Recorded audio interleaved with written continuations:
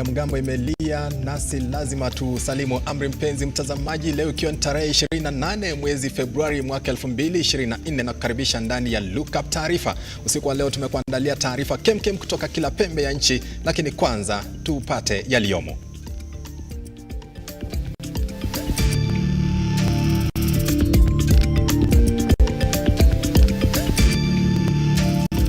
Na kwenye Lookuptv Taarifa, muungano wa wahudumu wa afya nchini KUKO umetishia kuvunjilia mbali muungano huo iwapo serikali itaendelea kupuuza maslahi ya wanachama wake. The remaining investigations to continue when the respondent will deposit a cash bail of $500,000. Mmiliki wa karakana ya Embakasi iliyolipuka gesi na kuwaua watu 10 Derek Kimanzi aachiliwa kwa dhamana. Kamishna wa kaunti ya Narok Ruben Lotiatia amefunga baa 23 katika maeneo mbalimbali kwenye kaunti hiyo. Na afisa mmoja wa polisi adaiwa kumpiga risasi bawabu mmoja alipokuwa akirejea nyumbani kwa tuhuma za kuiba sukari.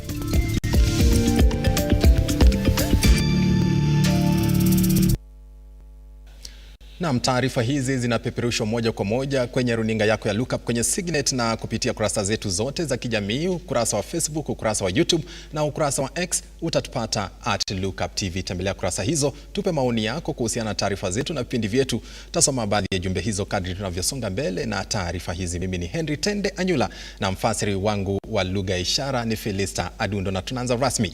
Muungano wa wahudumu wa afya nchini KUKO umetishia kuvunjilia mbali muungano huo iwapo serikali itaendelea kupuuza maslahi ya wanachama wake. Muungano huo umeipa serikali na Wizara ya Afya ilani ya siku 7 kushughulikia masuala ambayo yameibuliwa na muungano huo, ikiwemo kupea ajira kwa wahudumu wa afya ambao wamekuwa wakihudumu kama vibarua. Hii hapa taarifa hiyo kwa kina.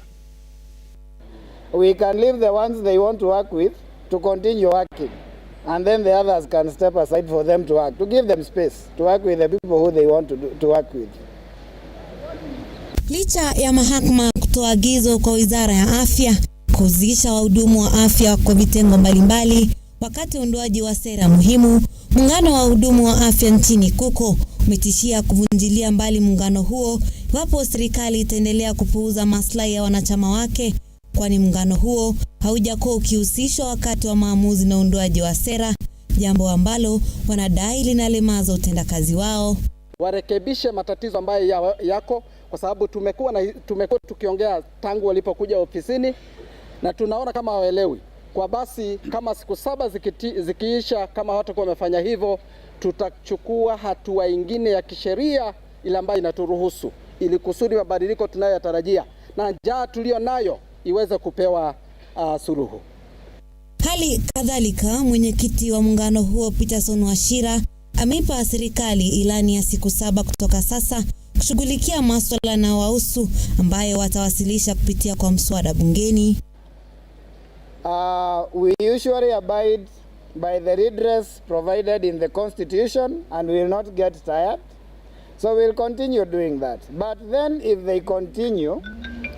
they are also going to ignore our picketing and petitions, we shall also be giving a way forward. Because if they decide to discriminate all the others, we can leave the ones they want to work with to continue working, and then the others can step aside for them to work, to give them space to work with the people who they want to work with.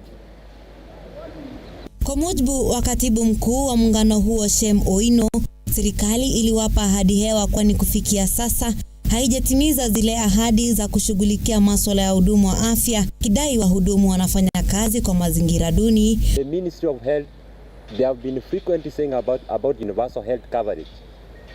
Universal health coverage that is affordable, accessible and available to all citizens in this country. We cannot again discriminate other cadres when it comes to service delivery. We have seen COVID health emergency response officers who used to work in important entry points. They have not been confirmed. Mevin Getembe, Lookuptv. Solidarity forever, how the union makes us strong. Mmiliki wa kiwanda cha gesi cha Embakasi kilicholipuka na kuwaua watu 6 na kuacha wengine wakiuguza majeraha ya moto amewachiliwa kwa dhamana. Derek Kimathi ameachiliwa na hakimu mkuu wa Milimani Dolphina Alego kwa dhamana ya pesa taslimu shilingi $500,000. Hakimu mkuu Dolphina Alego leo ameachilia Derek Kimathi, mmiliki wa Maxis Energy Nairobi Limited, kwa dhamana ya shilingi taslim 500,000 na mbadala wa bondi ya shilingi milioni 2. 1. The suspect to deposit his passport in this court. 2.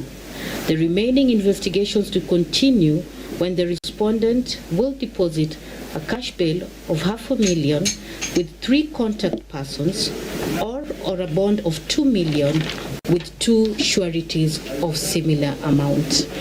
Idara ya ujasusi wa jinai na ofisi ya mkurugenzi wa mashtaka ya umma walitaka Kimathi kuzuiliwa kwa siku 14 zaidi kuruhusu wachunguzi kukamilisha uchunguzi unaoendelea. We are yet to obtain clearance to visit Tanzania and also now to Uganda for the two, so that we establish the 2 sources of the purported gas of the 2 trucks. Derek Kimathi alipinga ombi hilo kupitia kwa wakili wake Kiradhi Wadungi, ambaye alisema DCI alioji zaidi ya mashahidi 300 na hakuripoti mahakamani kwamba Kimathi alifanya jaribio lolote la kuingilia kati na mashahidi wowote na hakukuwa na sababu ya kumzuilia zaidi. You depend that you are investigating matters touching on negligent act. Is it your proposition that those matters you are investigating, you can only do it if he is in custody? No, Your Honor. Thank you so much. Kimathi atashikiliwa katika kituo cha polisi cha Capitol Hill hadi atakapokidhi masharti ya dhamana na bondi yaliyowekwa na mahakama. John Matava, Lookuptv. Tukisonga mbele, kamishna wa kaunti ya Narok Reuben Lotiatia amefunga 23 maeneo mbalimbali ya kaunti hiyo zinazohusishwa na uuzaji wa pombe bila leseni. Msako huo unapania kusafisha sekta ya mvinyo kwenye kaunti hiyo, kama anavyoarifu mwanahabari wetu Faith Charles. Hii ndiyo hali halisi katika eneo la burudani almaarufu Litmas Bar, kaunti ndogo ya Narok Mashariki.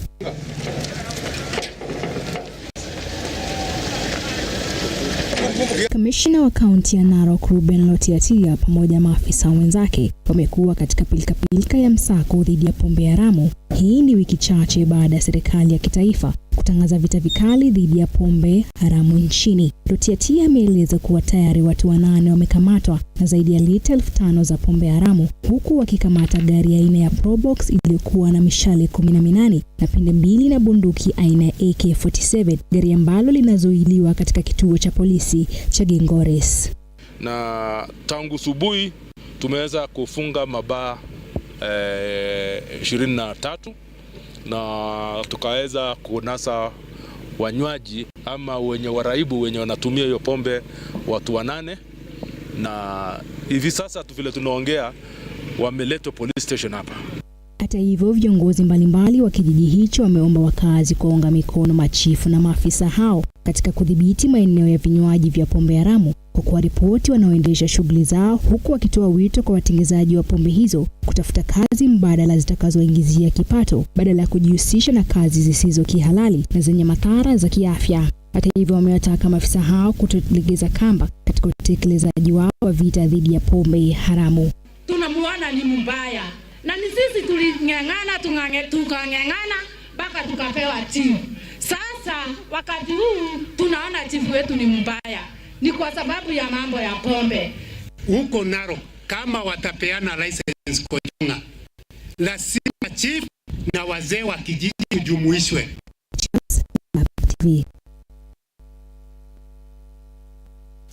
Huku tatizo la uraibu wa pombe haramu likiathiri pakubwa kaunti ya Kirinyaga, bunge la kaunti hiyo limeahidi kubuni miswada itakayozuia biashara ya pombe haramu, mbali na kuweka adhabu kali kwa wanaoendesha biashara hiyo. Bunge hilo limekata kauli hii wakati wa kurejea vikao vyake baada ya likizo. Baada ya kurejea bungeni kutoka likizo, wakilishi wa kaunti ya Kirinyaga walishiriki katika sala wakiahidi kuidhinisha mswada inayolenga kuboresha maisha kazi waliowapa nafasi za kuhudumu. Mojawapo ya mswada muhimu ambayo wameahidi kutilia mkazo ni ile kudhibiti pombe unaolenga kurahisisha uzalishaji, usambazaji na unywaji wa vileo. Akizungumza baada ya maombi, naibu spika Jidaro Jamumwa amesema kuwa mswada huo utasomwa kwa mara pili kisha kupitishwa kuwa sheria zitakazochangia pakubwa kudhibiti biashara ya pombe haramu. We are now in the process of processing the alcohol control bill, which is before the House, is awaiting now the second reading. This bill particularly is meant now to look at how we are going to treat all those outlets and customers to those outlets in the matters to do with alcohol and also substance abuse. And we are almost doing it. It's a very important bill. And once we do it, we shall be having some controls in the bill that the county government of Kirinyaga will be putting in place to make sure illicit brews are not produced or manufactured in our county. Ameongeza kuwa sheria hizo zitahakikisha maduka yote ya vileo karibu na shule hatapewa leseni na kutaka maduka yote yawe umbali wa mita 300 kutoka taasisi za masomo. Also, it is giving our education institutions good lease of life, because we have decided now we shall not license, the county government do not license any alcohol outlet which is near learning institutions, and we are categorically saying it should be 300 meters away from such institution. Vilevile Padri Martin Oshira alitoa changamoto kwa viongozi kuwajibika na kuhakikisha wanatekeleza ahadi zao za kampeni kwa wananchi na pia kuwataka kuzungumza kwa sauti moja na kukomesha mikwaruzano. And we pray that in the assembly that we have peace, and when our leaders come congregating in this building, that they may focus on what is so important, that they are elected by leaders through God, or they were elected by God through other people, so that they may be there to work and especially execute the duties they were entrusted by the people of Kirinyaga. George Kayesi, runinga Lookuptv. Na tusonge mbele ambapo Kenya na taifa jirani la Ethiopia wamejadili kwa kina mbinu za kukuza uhusiano na kuimarisha mazingira ya biashara kati ya mataifa haya mawili. Rais William RUTO na mwenzake wa Ethiopia Waziri Abiy Ahmed Ali aidha wamejadili suala la usalama katika ukanda wa Afrika Mashariki na bara zima la Afrika. Hii hapa taarifa hiyo kwa kina. Rais William RUTO alimkaribisha mwenzake Waziri Mkuu wa nchi ya Ethiopia Abiy Ahmed Ali katika ikulu ya rais Nairobi kwa karamu ya kukata na shoka, viongozi hao wakishiriki mazungumzo ya kidiplomasia kati ya Kenya na Ethiopia. Kwenye mazungumzo hayo, masuala ya kurahisisha na kukuza mazingira ya biashara kati ya Kenya na Ethiopia yalipewa kipaumbele. Rais RUTO akidokeza siku za hivi karibuni mataifa haya yatatathmini mbinu za kupanua biashara, Waziri Abiy Ali akieleza umuhimu wa ushirikiano katika kuinua maisha ya wananchi wa nchi hizi mbili. Kenya and Ethiopia are moving together in the spirit of fraternity, solidarity, and strategic partnership to actualize the immense possibilities that lie before us for peace and security, as well as economic transformation and shared prosperity between our people. These two countries doesn't have any baggage to strengthen our relationship, also to go forward in multifaceted and ambitious economic plan that both countries has. Baadhi ya mataifa ya Afrika yakikumbwa na misukosuko ya usalama, Waziri Abiy Ali amethibitisha suala hilo lilijadiliwa kwa kina, huku Kenya na Ethiopia yakiwa mataifa kwenye mstari wa mbele kusuluhisha mizozo ukanda wa Afrika Mashariki na bara Afrika kwa ujumla. Half of our discussion was focused on how we can sustain peace and security in our region, which is the most important element for our economic endeavors. I hope after this visit, everyone, including the people of Ethiopia, the people of Kenya, and other neighbors, will understand the benefits of a strong relationship on elevating the life of poor citizens in both countries. Henry Tendanyula, Lookuptv. Hali ya taharuki imetanda kaunti ya Bungoma, eneo bunge la Kandui, baada ya afisa mmoja wa polisi kumpiga risasi bawabu akimhusisha na wizi wa askari katika kampuni ya askari ya Nzoia. Wenyeji wenye ghadhabu wametaka afisa huyo kukamatwa wakisema alitumia nguvu kupita kiasi.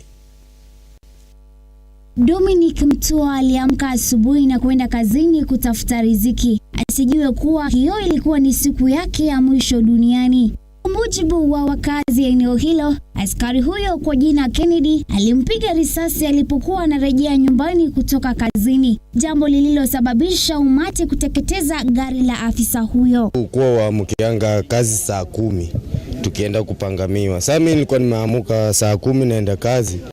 Hii gari KBK ikanipita hapo. Ilikuwa na askari wawili ndani ambapo ni Ken na mwenzake. Sasa walipata huyu jamaa hapo na baiskeli. Hata huyu jamaa walimpata hapo na baiskeli. Alikuwa anaenda ametoka kazi na ni security. Wakazi wameghadhabishwa na tukio hilo, wakitaja kukerwa na hulka ya maafisa wa polisi kuwanyanyasa kila kuchao, huku wakitaka maafisa eneo hilo kupewa uhamisho mara moja, wakishangaa ni vipi sukari inayokisiwa kuibwa kupatikana kwenye kituo cha hali ya hewa alimokuwa akifanya kazi ya Mutua. Toka kazi anafanya kwa weather station. Sasa sisi tukauliza hapo swali, weather station siku hizi kuna sukari ya kuiba? Akidhibitisha kisa hicho, kamanda wa polisi katika kaunti ya Bungoma Francis Kooli amehoji kuwa tayari polisi wameanzisha uchunguzi kufuatia kisa hicho, akisema kuwa lazima haki itendeke. Hata hivyo, mkurugenzi mkuu wa kiwanda cha Nzoia Hezron Kotut amesema waliwasilisha ripoti hiyo kwa vitengo vya usalama, akikiri kuwa afisa huyo alikuwa katika kitengo maalum cha kulinda kiwanda hicho. Na kitengo yetu ya uchunguzi tumepatiana haraka ili waanze uchunguzi mara moja, na wahusika na ama muhusika aweze kukutana na mkono wa sheria. Shamila Baraza, Lookuptv. Na mpenzi mtazamaji, nirushe macho kwenye kurasa za kijamii tupate unayosema kuhusiana na taarifa zetu. Oyando Wycliffe unasema good evening, unatazama ukiwa county 045 Kisii branch. Asante sana Oyando Wycliffe. Geoffrey Oluoch unasema unatazama kutoka Miritini Mombasa.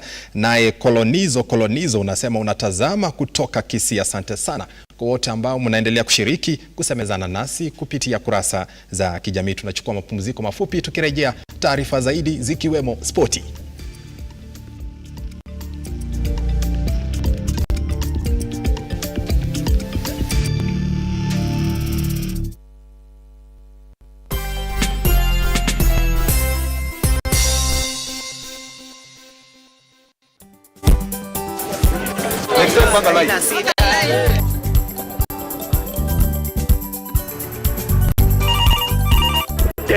Mambo ni mawili, kufikisha, kumwaga na kurudi. Kulala ni mwaka mpya.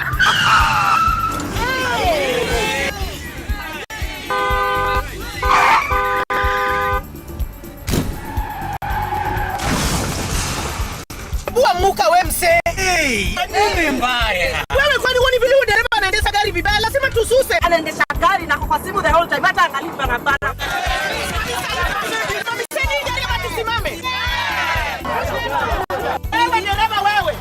Iliyopita peke yake watu zaidi ya 3,000 walipoteza maisha yao barabarani kwa sababu ya tabia kama hizo. Hautatuangamiza tukiona. Naomba msamaha, tutapeleka vizuri. Si wameomba msamaha. Sasa tuende tusafiri kwa mwendo wa aste. Dere Smart hufikisha abiria salama. Ujumbe huu umeletwa kwako na NTSA kwa ushirikiano na European Union. Are you a junior secondary school, a college, a TVET institution or a university and you want to advertise your intake? Book now and advertise with us today on both Lookuptv and all our digital platforms. Call us today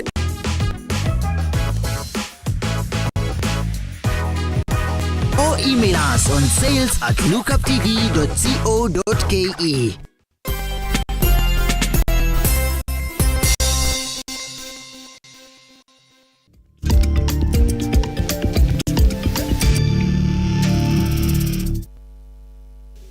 Karibu kwa awamu ya pili ya taarifa zetu na asante sana kwa kuendelea kufuatilia taarifa za Lookup.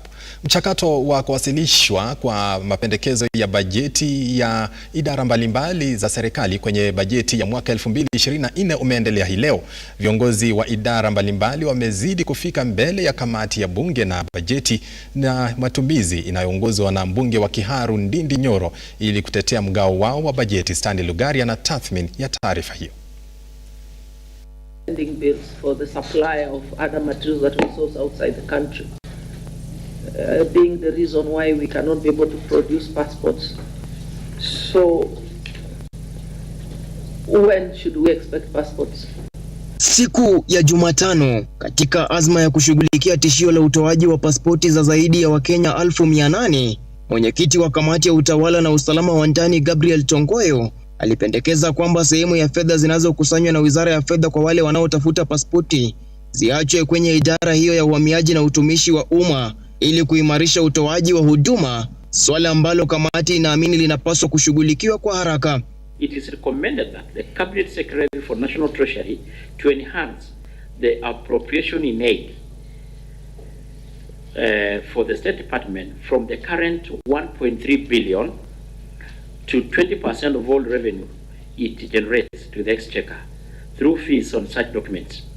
Mbunge Vincent Musyoka Musau, mwenyekiti wa kamati ya umeme, alilalamikia kwa kile alichokitaja kama mikataba fidhuli iliyotiwa saini kati ya serikali na wachuuzi wa kibinafsi ya usambazaji wa umeme, ambayo alisema imedhibitisha kuwa kikwazo cha uhaba wa umeme na hasara zinazorekodiwa kwa sasa.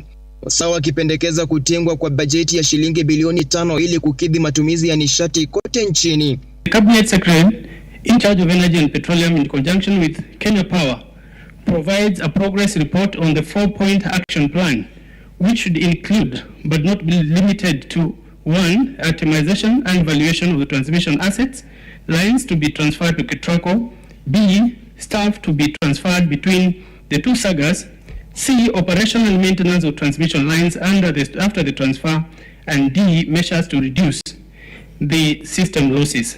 Kamati hiyo iliibua hisia kuhusu namna ya kuzuia uharibifu wa mashine za kusambaza umeme almaarufu transformer, uagizaji wa vifaa, ikitaka kuelewa mapendekezo ya mabadiliko ya bei ya umeme katika maeneo ya kada ya juu na ya chini, huku Musau akipendekeza mapendekezo mapya katika sera ya bajeti ya mwaka 2024 itakayopelekea bunge kuwa na uamuzi wa mwisho katika kuidhinisha na kusainiwa kwa makubaliano na wachuuzi wa kibinafsi kwa mkataba wowote mpya wa umeme, kukagua mikataba ya ubinafsi na kupindukia iliyopo. Kwa mfano, mkataba wa mradi wa Lake Turkana ambapo serikali inatakiwa kulipia $16 kwa kila kilowati ya umeme iliyonunuliwa, ama serikali kulipia faini kwa kukosa kununua. What can be done so that we can be able to protect these transformers from vandalization, because it also understand beyond figures. What has been the increment or the change of power consumption in Kenya? Because as you are aware, the cost of power is closely related to the demand and supply of power. Mwenyekiti wa kamati ya michezo Dan Wanyama ameomba kuongezewa fedha zaidi katika bajeti kwa ajili ya ujenzi wa ufufuzi wa viwanja vya michezo, huku wizara inapojikwamua kuhakikisha Kenya inaandaa kwa pamoja mashindano yajayo ya kombe la mataifa ya Afrika. That the proposed ceilings for the State Department for Sports in the budget policy statement for 2024-2025 is Kenya shillings 18.27 billion. Wadau wakizidi kufika mbele ya kamati mbalimbali za bunge kuhusu sera za bajeti ya mwaka 2024-2025, viongozi wamezidi kuelekeza ama kushinikiza kuongezewa bajeti zaidi. Waziri wa elimu Ezekiel Machogu amefika mbele ya bunge la kitaifa kujibu maswali mbalimbali kutoka kwa wabunge. Hebu basi tupate sehemu ya mahojiano hayo. In the case of Fisher Oswald Academy, we have established that a grade 2 runner by the name Irias Abdulkarim drowned and died in a swimming pool in the school on the 20th February 2024.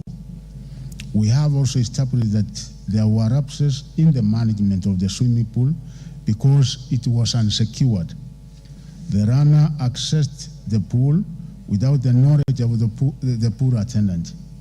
We also established that no teacher had been assigned to be in charge of the swimming pool and that the runners were left on their own,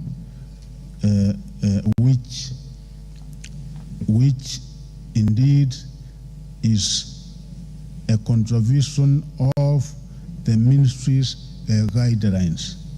We had concluding investigations because I did send a group of officers, plus the Kenya Police. They are also on it.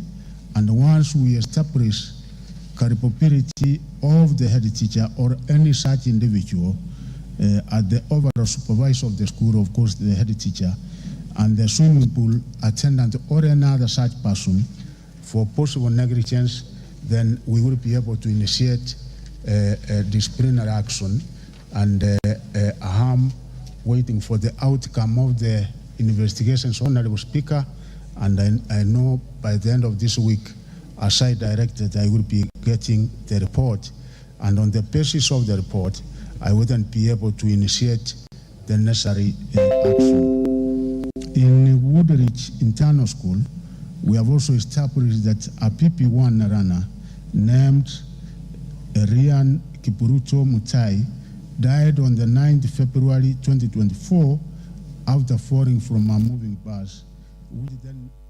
Ni waziri wa elimu Ezekiel Machogu akijibu maswali bungeni kuhusiana na masuala mbalimbali yanayoathiri wizara hiyo ya elimu. Kutoka bungeni, mpenzi mtazamaji, wacha sasa nimpishe Onesmus Musonye ambaye ametuandalia mengi katika mseto wa taarifa.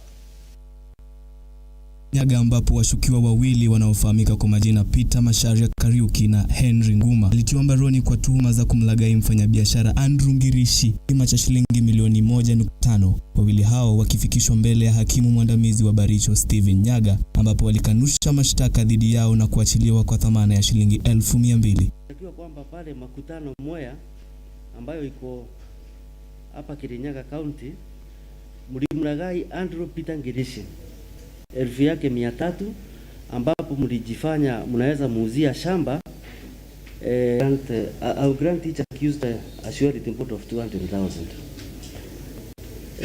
There will be a mention before court. Number 1, a date somewhere will give us for pre-trial conference. Kwingineko, tume ya huduma ya walimu TSC imependekeza msururu wa hatua zinazolenga kurahisisha sekta ya walimu na pia kuboresha viwango vya taaluma ya walimu nchini. Katika mapendekezo mapya, shirika limeweka wazi ili mtu awe mwanafunzi lazima awe amefikisha kiwango cha chini cha alama ya C katika mtihani wa kitaifa wa KCSE. Lau mwanafunzi anatakiwa awe na alama ya C hasi na alama ya D kwenye Kiingereza na hisabati mtawalia. It's no longer P1 certificate. A P1 certificate, you are to go to a TTC with a C plane. Now for diploma, we have retained it also at a C plane. But we have provided for, you have a C plane mean grade, but please have at least D in mathematics and C minus in English. Hatimaye jamii zinazoishi karibu na msitu wa Ndoto kwenye mpaka wa kaunti ya Marsabit na Samburu zimeanza zoezi adimu la kurejesha kupanda miti ya kiasili. Hilo litashuhudia zaidi ya miche 30,000 ikipandwa katika awamu ya kwanza.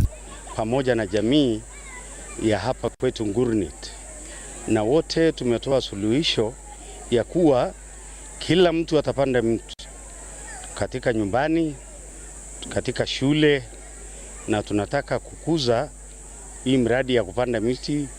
Na Msonyo Onesmus, Lookuptv.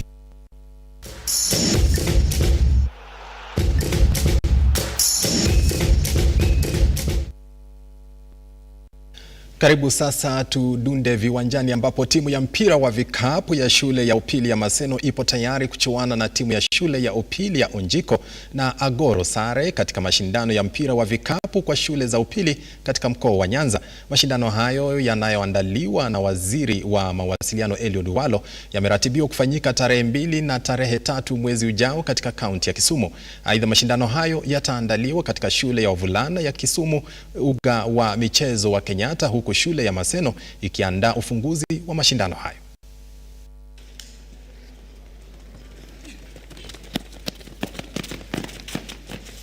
This year we are having a very tough team because they have been prepared very well. We've gone for almost 4 tournaments where we were the champions in 3 tournaments, that is in Maseno School and Musingu, and we were runners-up at Agorosare tournament. Our boys are disciplined, young, and very fast. They play a very fast game. And this year we are looking forward to going for nationals and, if possible, going for East African Championship. Competition, we have seen the number of teams which are going to participate. I think on my own analysis as a director, we are ahead of all these teams. And I don't know how it came miraculously that we will have. Tukisonga mbele, wakufunzi wa timu za taifa za raga ya wachezaji 7 kila upande kwa wanaume Shujaa na kwa kinadada Lionesses wametaja vikosi vya timu zote mbili vitakavyoshiriki mashindano ya kombe la Challenger jijini Montevideo nchini Uruguay. Kikosi cha Shujaa kitakosa huduma za wachezaji Patrick Odongo, Festus Shiasi, William Mwanji na Brian Mtugi ambao wanauguza majeraha. Kwa upande wa Lionesses, Janet Okelo anarejea na atachukua nafasi ya Diana Kimunto.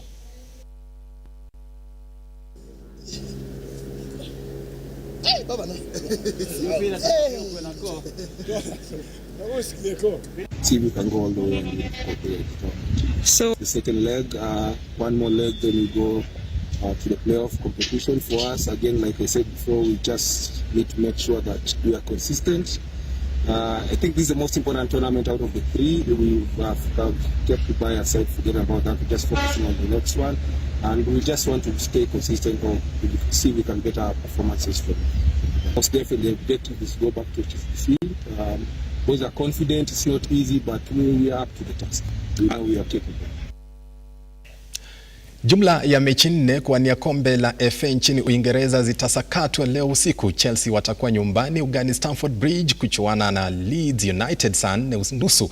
Nottingham Forest watavaana na Manchester United saa 5 kasorobo. Wakati huo Wolverhampton watavaana na Brighton, na mabingwa wa kombe la Carabao Liverpool watawaalika Southampton saa 5 usiku.